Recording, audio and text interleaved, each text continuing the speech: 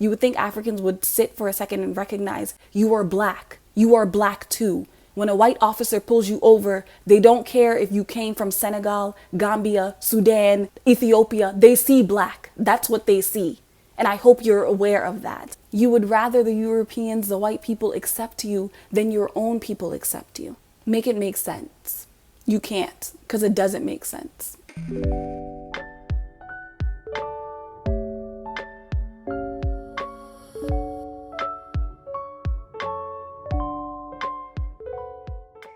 Asalamualaykum everybody, and welcome back to my channel. It's your girl Sawdatou, aka Bint Fatimah. If you're new here, hi, hello, welcome. Thank you for clicking on this video, and if you're returning, thank you for subscribing. If you're not subscribed to my channel already, just click on the subscribe button. If you're not already subscribed to me, also hit on the bell notification so that way you can be notified every single time that I post. Sorry, I was just adjusting my lighting because the sun's changing. But so today's video, I wanted to talk specifically to the African community. As I mentioned in my video that I posted on Tuesday, if you haven't checked that out, please do check it out. I think it was a beneficial video. I think I got a lot of things off my chest, but I also addressed a lot of issues that just needed to be addressed relating to the Black Lives Matter movement, relating to the murder of George Floyd and other Black lives, Breonna Taylor, Ahmaud Arbery, and so many more that I cannot name just in one video. And may Allah subhanahu wa ta'ala grant them justice, and may Allah subhanahu wa ta'ala allow them to rest in power and to rest in peace. I mean, you guys just know, if you see a lot of changing in the lighting and in the video in general, I'm just trying to figure out the sun. What matters more is what I'm saying, not how I look, okay? I was saying that one of the most prevalent feelings that I was feeling regarding the murder of George Floyd was a feeling of guilt, because just a couple weeks ago, it was Ramadan, and we were all sitting down having iftar, and the conversation came up about black on black crime at our dinner table, I guess you could call it. We sit on the floor and eat. But anyway, I didn't say anything, and it's not necessarily because I agreed with everything that was being said, but it was just because I was just tired and exhausted, and I didn't feel like giving the same spiel that I've given so many different times to my family about the fact that there's so much more to unpack to that statement than just saying that there's so much black on black crime. But that feeling of guilt came from the fact that, okay, I let that slide. I wonder how many more situations I'll let slide, or I wonder how many more things I'll let go that might later impact how my family members interact with black people out in the world, or how they view black people or react to black people's presence in their life outside. But alhamdulillah, like, something happened recently this week, yesterday, literally just yesterday, that made me realize that, like, now more than ever is a good time for me to, yes, feel my guilt, but also to move past that guilt and to continue doing the work that I was doing previously. So in the past, I will admit to myself, and I've had videos where I've talked about this, having a lot of self-hate towards myself as a black person, having to unlearn a lot of that self-hate, having to learn a lot of history relating to black people in the United States, as well as black people in the diaspora, in Africa, in the Caribbean, everywhere around the world. I've had to learn a lot of things in order to unlearn all of that self-hate, in order to unlearn a lot of the prejudices and a lot of the discriminatory behaviors that I had towards black people. So I'm not gonna paint myself as a saint. I'm not perfect. But at the same time, I will recognize that, alhamdulillah, Allah has helped me to grow and learn and develop as a person. And I didn't just, I didn't finish growing and developing in high school, where if you went to a public high school, which I did, the only thing you ever learned about black history is that, oh, there was slavery, but then there was a civil war, and then everybody was free. Yeah. But no, that's not how it actually worked. So I'm really glad that Allah subhanahu wa ta'ala gave me the opportunities and gave me people in my life who could educate me and help me to grow and to learn more about the injustices and the racist system that exists in this United States. So as I started learning, like in college, a lot more about the history of Black America, the history of just America, and just how effed up they are, I would have conversations with my mom. May Allah have mercy on her soul, I mean. So me and her would sit down and we'd talk about her experiences at work, her experiences seeing other Black people be treated badly because of the color of their skin, not necessarily because they did anything wrong in the workplace. And we talked about the neighborhoods that we grew up around and the gentrification that we were seeing, as well as just like things that were blatant. Even if I didn't learn it in a school setting, it was easy to see. something like redlining. So I know when my mom and dad first came to the United States, my dad actually, he lived in New York, and then he moved from New York to Maryland, because he heard that this was more of a family setting and you could settle down here and all that kind of stuff. And so when my mom came over, they tried to get a house together. And my dad was telling me how when they first tried to get a house, the real estate agent really tried to sell them into a neighborhood that wasn't really safe necessarily. Basically, the practice of redlining was happening. And so my dad and my mom, alhamdulillah, by Allah's grace, not by anything that they did, not by any hard work that they put forth, were able to buy a house in a safer neighborhood, in a neighborhood that later became a lot more diverse. But anyway, so as I was learning and as I was gaining more information, I tried to have conversations with my mom specifically because at that time I was very close with her, and we were going through a lot together, so it was easy to have those conversations with her.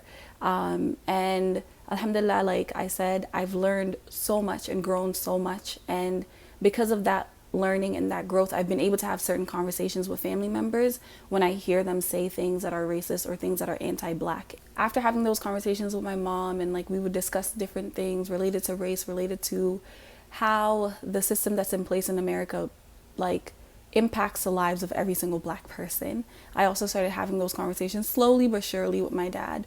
So one conversation I remember having with my dad was about how African Americans and African people are pitted against each other without us necessarily being made aware of it. So for African Americans, Africans are presented as like savages, we're presented as underdeveloped, we're presented as kind of something to be ashamed of, something to not be proud of, because we walk around in our countries half naked with no shoes, and we don't speak languages that are understandable and all that kind of stuff. We smell weird, we eat weird food. So there's all this stuff that is kind of projected, or the media portrays about Africans to African Americans to make you feel ashamed of your own ancestry, or to make you feel ashamed of the people that are part of you, that you are part of them, kind of thing, right? But then on the other side, to Africans, it's being portrayed that African Americans are violent, they are reckless, the whole idea of respectability politics is pushed on us so hard that if African Americans would just act as good and as civil as you Africans, white people would not need to do these things to them. White people would not need to oppress them, would not need to kill them, would not need to be mean to them, would not need to have to put them in prison and do all this stuff to them if they just acted like you guys, like you're civil. So it's really this weird pitting against each other where neither side is loved or respected or treated correctly by white people, but they somehow have convinced us to hate each other and to believe that our oppression is due to one another, or there's something to be ashamed of one another, to hate one another, okay? So the reason why my dad and I were having that conversation was because I would bring up to him on the car rides to school about what I was learning in my Africana Studies classes. I would bring up to him about what I was learning about slavery, what I was learning about post-slavery, about the Jim Crow laws, about laws that have been literally put into place to continue to oppress and keep black people down. So having those conversations was really important because it also opened his mind to certain perspectives, certain aspects of the black experience, and all that kind of stuff. So with my dad, it's taken years. It's taken a lot of time. We've had a lot of back and forth with this topic, with this issue, but I think we've made a lot of headway in terms of him understanding where I'm coming from and him understanding why being anti-black as a black person is a problem. But I can't say that that's the same for all of my family members, unfortunately. So I have uncle, and even if it's not like my immediate family, just like extended family, uncles, aunts, cousins, just a bunch of people just continuing to speak about black people in such a disdainful way, forgetting that you are black. Did you forget? And this is like a mini story time. And the reason why I'm going to share this is because I think it's necessary for me to share places where I have seen growth and places where I have seen African people do better and how we can continue to have these conversations and do better as a community. So one time I remember I was in the car and I told you I'd been having conversations with my dad for years since I started taking Africana Studies classes, since I started reading books and watching videos or documentaries or whatever it may be, having conversations with people who studied Africana Studies. Like my dad and I have been having these conversations. And so I remember one time my dad and I were in the car with an uncle and I was sitting in the back seat. My dad's driving, my uncle's sitting in the passenger seat. Do y'all see that? It's the sun. It's just flashing, like, it's freaking me out. But anyway, we were driving through Baltimore City because he had an errand to run in Baltimore. And while we were driving through Baltimore City, he just saw black people just standing outside, minding their business. And he was just like, oh my God. And he just started the rant. And I knew it was coming. I knew it was coming because he was like, black people. The moment he said that, I knew something was about to come. And he just went on a whole spiel about how black people are criminals and how they're always on the streets if they went and worked and da-da-da-da-da. And that for me, I was just like, okay, cool. I know I'm going to say something, but actually I'm not because I'm tired. But then he said one thing that really made it so that I was just like, actually, I must say something. Now, if I don't say something, I am just as bad as he is. And what he had said was like, you know, it would be better. I don't even know if I'm going to say it. He was just like, it would be so much better if black people were still slaves. And his reasoning was because then they wouldn't be out on these streets committing crimes. And at that time, I was in a group chat with two of my closest friends, and we used to always message each other and talk to each other.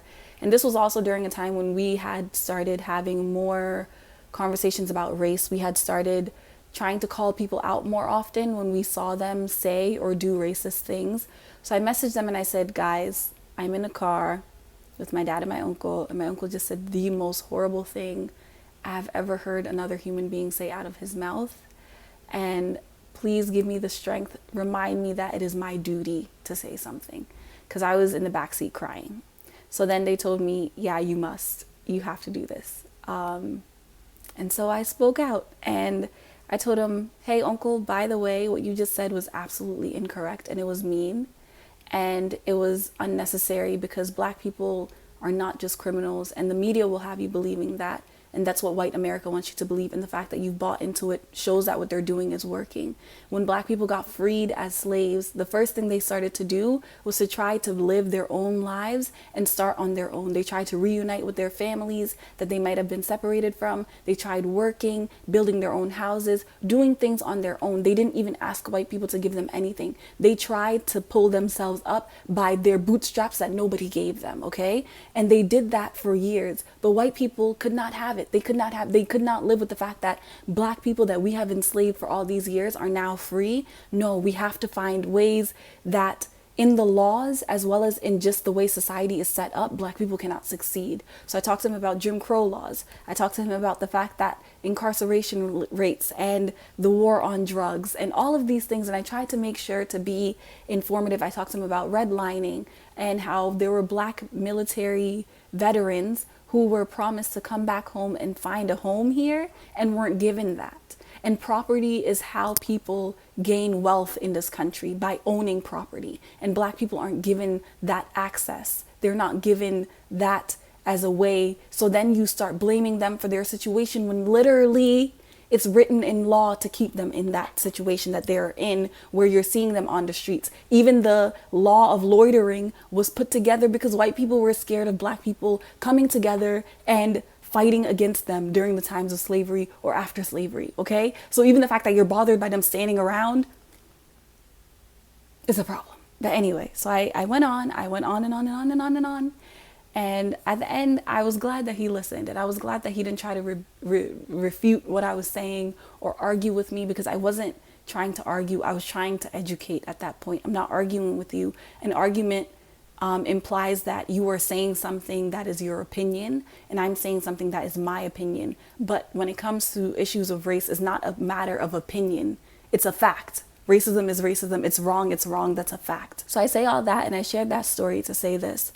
I think it's necessary for us as young black African immigrants, first generation, second generation. I wasn't born here, but I was raised here.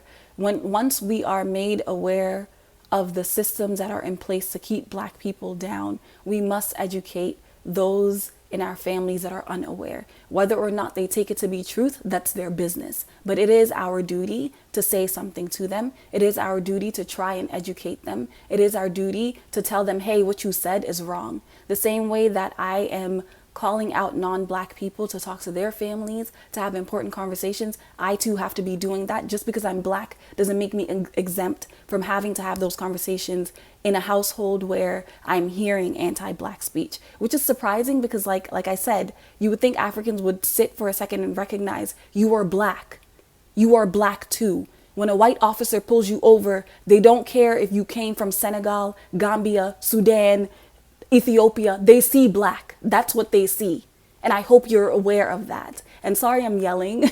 Maybe it's because I'm directing it to the people that maybe I don't have the access to talk to you right now, or I don't have the energy to talk to you. I hope you're aware of that, right? But Africans, it's so weird because we are so stuck in this sunken place to the point where we're more willing to appeal to the Europeans that colonized us, raped us, took everything that we owned than we are to appeal to our own people. You would rather the Europeans, the white people, accept you than your own people accept you. Make it make sense. You can't, because it doesn't make sense. I say all that to say, it is now time. Now is the perfect time. And I got this from a person that I follow on Instagram. Her name's Maryam. She's a poet. She's an artist. And I love her content. And she posted on her story, to all of my Black, African immigrants that are here, now is the perfect time to have these conversations with your family members. And I talked to her and we talked about how it's difficult because your anger sometimes gets in the way of you educating. So it's important for us to, going into these conversations, to go in with an intent, to go in with an intention. This is my goal. This is what I'm hoping to achieve. Whether or not the person sees my intention and sees what it is that I'm trying to achieve, that's their business.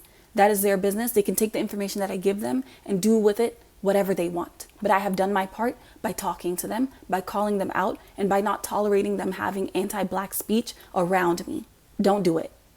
Do not do it. I will get up and I will leave. I will embarrass you. Inshallah, going into these conversations, maybe you feel unprepared. Maybe you feel like I don't have a lot of information. I will do my best before posting this video to search any resources, free resources, videos, free books that you can read, that you can share with your family members, because some people, you can't appeal to their emotions. You have to appeal to facts. You have to tell them Black people are impacted by police brutality at this much more rates than white people, than anybody else. You have to tell them about how many years Black people have been enslaved and oppressed. Hundreds, centuries of oppression. For some people, you have to bring out numbers. So if you feel unprepared and you feel like you need to educate yourself, arm yourself with this information before talking to your family. I will do my best to provide all of that information in the description box down below, inshallah. But I think it now more than ever is the time for us to sit down and talk to our African parents, aunties, uncles, cousins, siblings, selves about anti-Black speech and ending it, because it's part of the problem.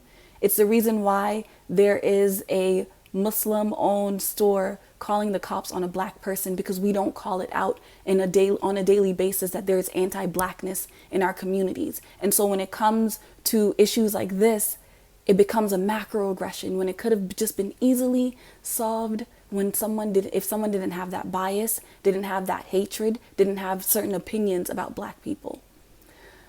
Okay, so I said my piece. I don't know if I missed any points. I probably missed 1,010 points. But if you are an African immigrant, first generation, second generation, please sound off in the comment section. Tell me how you've had these conversations with your families, or if you've had these conversations, what is holding you back from having the conversations. Tell me how you've done work to learn more about the plight of Black people in America, to learn about how just America is just messed up, okay?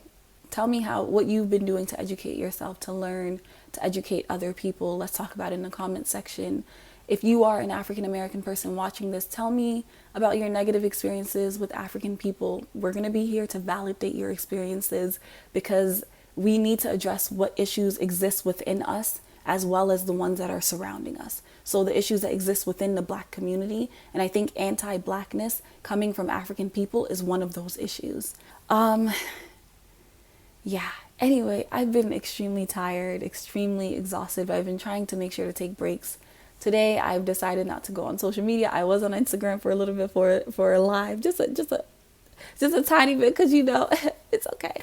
But I've been trying to take a break as much as possible. I've been trying to drink a lot of water, eat food that I like. I've been working on my coping kit, which maybe this coming Monday, inshallah, I'll do a video where I'm showing what's all in my coping kit, because I still have a lot of things that I need to prepare for it. But I hope that you guys have been taking care of yourselves. I hope you've been resting. I hope you've been drinking plenty of water. You've been talking to people. You've been dealing with your trauma. I hope you've just been existing, and that you've just been living. And just in that, there's so much that you're doing in just that. I love you all. I care very deeply about you all. May Allah subhanahu wa ta'ala continue to protect and preserve the Black community.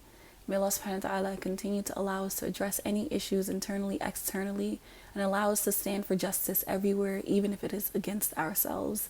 Ameen. Alright, that is all that I have. Again, I apologize if there was a lot of changing in the lighting. The sun was just playing peekaboo, hide and go seek over here. But inshallah, I'll catch you guys in my next one. Till then, Asalamualaykum. Peace and love. Bye bye. Mwah.